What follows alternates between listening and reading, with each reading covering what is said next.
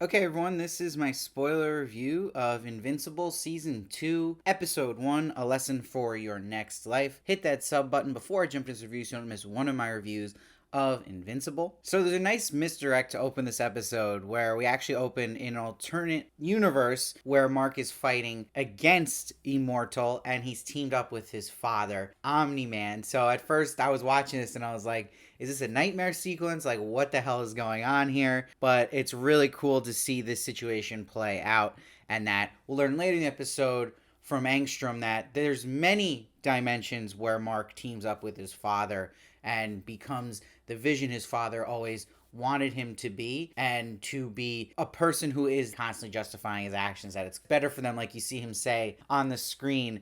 I also noticed he says that he is invincible on the screen. I thought they were going to cut to the opening tag like they always do in season 1, where Invincible appears right when he says the word invincible, but it's cool they teased you with that constantly through this episode because Invincible said a lot, but we'll see later on where they actually end up putting it, which we'll get to. And we get some great Omni-Man kills here, how he just slices Immortal's head off and then Mark takes his head and actually squeezes it. But we're led through the eyes of Angstrom to this resistance base. Now Angstrom is voiced by the great actor Sterling K. Brown, so it's great to see him join the team on this show that is stacked with actors that are super talented. And we'll see in this alternate dimension that Robot isn't this boy clone he became.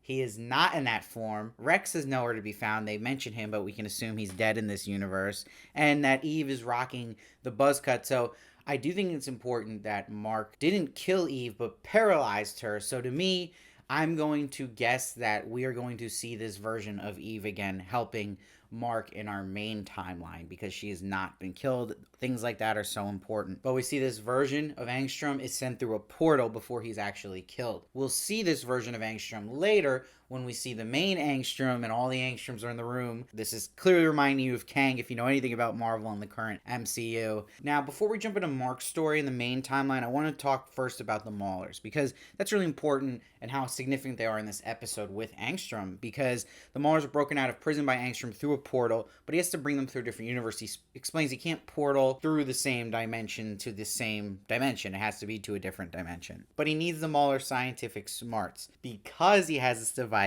that reads, copies, and writes human minds, so he needs them to get it working. And we learn Angstrom's master plan here. It's a plan of good intentions. He wants to basically save all of the worlds, all of the universes from cancer, disease, by finding the knowledge through all his versions of himself, taking those memories and putting into one brain and seeing the clear picture, as he says, why he can't just talk to these different versions and learn from them. But there's definitely ego played into that too, like we always see in like a supervillain origin story where he needs the glory, he has this god effect, which will clearly lead to his downfall here. Now, going to the main timeline with Mark, they're great at montaging the show because there's a rhythm to the action montages they do with. They always have like a hit song you'd recognize, like Karma Police here by Radiohead, and anything Radiohead always gives points up. They're the best band ever. But it's interesting, they play that song with Mark saving people, and there's a guilt. He's still feeling this weight, and he's losing himself, like the song Karma Police talks about, to losing themselves, to worrying about karma and having a fear of that karma is very real in that song, and that they lose themselves and come back to reality, that you can't live your life like that you're constantly worrying that karma's going to get you. And there's a part of Mark, this theme of this guilt and what he's responsible for, and that it's going to come to him and get him, that he's going to be like his father. He's very scared of being like Omni-Man because, like, he'll say to Eve, which is a great moment later in the episode, that he always wanted to be his father, but not like this, and that he thinks it might be inevitable. But Eve is the one who reminds him, no, you aren't your father. And to prove someone like Cecil wrong, which we'll see Cecil in this episode is worried about using him a little bit now because he's scared off by the mistakes he made using Omni-Man. And what doesn't help Mark's depressed side in his mind, this overbearing guilt he's having, that Amber even has to tell him, like, you know, you saved the planet. You didn't kill those people in Chicago. You saved the planet from your father killing everybody, that it's not going to help him what happened with Angstrom at the end of this episode, because as Angstrom alludes to, that, like, yeah, millions in all these dimensions died, so he's going to weigh that on Mark. That's going to be how he gets in Mark's head and put that on him like he already is, but he's going to vocally say it to him, definitely, and I think that's something Mark is going to have to fight within himself throughout the season, and that kind of overbearing guilt is going to weigh into him and making him almost feel like that he should just become his father. He already is this monster. He has to fight those kind of thoughts. And they give you allusions to him acting like his father. The little moments when he was talking to Cecil. And shout out Cecil. He's my favorite character. I think he's just amazing in this show. But he slams the table at one point. He's like, I'm not my dad. And him saying the line, I don't need your permission to be a superhero. So you're always going to get a little bit of Nolan inside of Mark. The awesome people at Diamond Select Toys have sent me the awesome figure of Adam Eve, voiced by the great Gillian Jacobs. And you finally get a figure of her. And what's cool, it comes with Shrinking Ray, a little figure of her there. You get a bunch of effects she can use for her hands. You get different hands as well. And what I love about it, you get the stand that lets her pose in different flying poses. So they give you a lot here. And I love this figure, and it's awesome. They're doing Invincible figures in general. They're doing a bunch of figures for the line. So this is the one I'm featuring today. So make sure to grab an Adam Eve figure. In a link below, you'll see it is so nice, and it is an awesome character, especially if you loved, like me, that Adam Eve special. Now, I did like we got this moment with the Guardians, and they're sloppy fighting against the Giant, and the Giant has the brain of an 8-year-old, and he's like, I want to be president of America and play astronaut. And he's like, why are you being so mean to me? That was great. But you see, it's interesting what they're doing with Robot, who's now Rudy, this boy clone, and Rudy's talking about sweating and heart racing, and Monster Girl just laughs at him as like, you're feeling fear now because you're in person now. Before it was like you were playing a video game from afar. But this is where Cecil will lay into the Guardians about being sloppy and too slow at taking down villains like this, and there's a lack of leadership, and he puts it on Rudy. But Rudy is still agreeing with Cecil in this, and that he has also this insecurity about himself and thinks in a very robotic way because he is a robot, right? And that there's got to be just some quick fix and solution to this, that it must be addressed. So we'll see what Rudy ends up doing. But if we know Robot's history, he probably will make some kind of negative choice where he's trying to prove himself, but it goes the other way. But Cecil brings in Immortal to lead the team now because of this. And you notice in this episode, it really shows a lot how much Rex is like Deadpool with the way he talks about Immortal's entrance and the way he talks to Bulletproof we meet for the first time. And Bulletproof is voiced by the great Jay Farrow. Shout out Jay Farrow. I interviewed him a year ago, so you can check that interview out. I'll link that at the end of the review, but I'm excited he's on board. So we're getting a new Guardian here, and we're putting Immortal in charge, which is cool and kind of switches things up a bit. We'll see what happens with that. Now they've brought Olga back here, which I thought she might just be a one-season character, but you could tell from the previously on, they focused on her a lot. So I was like, okay, she's definitely going to be important this season. Remember, she's the wife of Red Rush, who was killed by Omni-Man, and she is pissed about this still, very angry, and she comes to see Debbie, but it's probably the right person to see Debbie because she needs someone to talk to about all this. And Debbie, I'm happy they had her address, and this is, again, brilliantly played by Sandra Oh, saying that 20 years and I was a goddamn pet. And I love she said it because that was such a demeaning line that Omni-Man had said the last episode. And Olga hands her this mysterious card to something that helped her. Now I wonder what this could be. I'd love to hear your theories, and no comic spoilers, please. I have not read the comics. And she says, you can't help him, talking about Mark, till you help yourself. So that's the kind of writing and line that Olga's saying that will get Debbie to actually probably eventually go over to this mysterious group or card, wherever this is leading. Now, I had already mentioned the scene I loved with Eve and Mark and talking about him not being his father.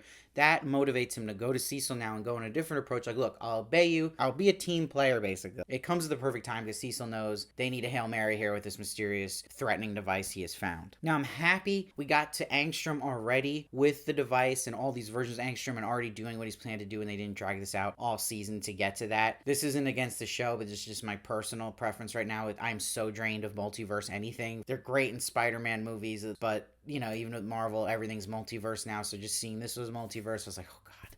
You know, I'm at my last line with multiverse here. I really want to breathe it from that. But that's not against the show. That just happens to be what it is. But I was happy this kind of moved along quicker, though. And right when he's about to have thousands of Angstrom's brains, not only the ones sitting in that room, but from other dimensions coming through the portals into his head, all these memories, he's like, I'm ready, because they tell him there could be consequences. So him denying later on his ultimate responsibility himself causing his pain and causing him to get this big brain, blames Invincible. But Invincible shows up, and I like his line where he's like, there's a giant mechanical Christmas tree with a bunch of the same guys sitting on it, because this is what he's showing up to. It's just ridiculous. But Angstrom didn't want to hurt Mark, and then he eventually, when Mark doesn't listen to him, that it's for the greater good, wants to hurt Mark, and he has all these Maulers come in from different dimensions, which is pretty cool. And I love the regular Maulers, like, you said we were special. That was a great line. But because he doesn't want to build his utopia with blood, he says, Angstrom, he takes his helmet off, and this causes everything to explode. And like Rex will say, we really get to see how invincible Mark actually is by not dying in this explosion. But you see they make a big point of Mark feeling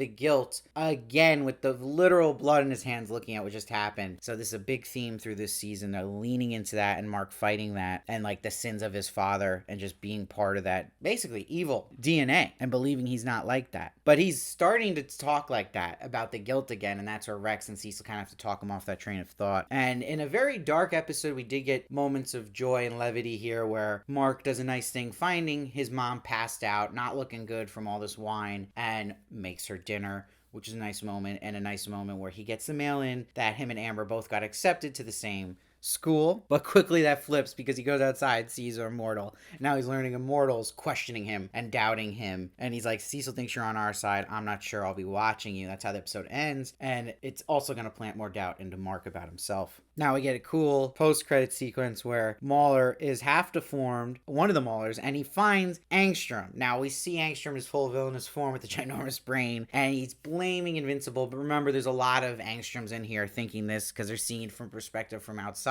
He's like, millions died because of him, and he's like, I need revenge. I won't rest till I have killed. And then they show the Invincible card, so it was cool they switched it up and put it as the ending tag now instead of the opening tag. I like that, and I hope they keep that going through the season. And it was a really strong way to end the episode, and it really did a good job developing a very interesting villain for this season and getting to it, not dragging it out and waiting for him to become the villain. They end the episode with that, so it gets you excited for the next episode and what could happen, and does a really good job just really focusing in on the mindset of Mark's current state, and basically him and Debbie reacting to life after the truth revealed about Omni-Man and what he's done and all the awful things he's just currently doing. So I think it's a very strong premiere. I don't think it's amazing. I think it's a lot of setup, which is necessary for premiere, but it gives me a lot of hope for the season. Again, not against the show, but personally, I'm not like super like, yay, more multiverse stuff. So I hope they don't overdo it because I'm just so burnt out from it. But I still am really enjoying it. It keeps the great voice acting going, the writing, and it adds great actors like Sterling K. Brown, Jay Farrell put into this. So I'm pumped for this season. I'm happy the show is back.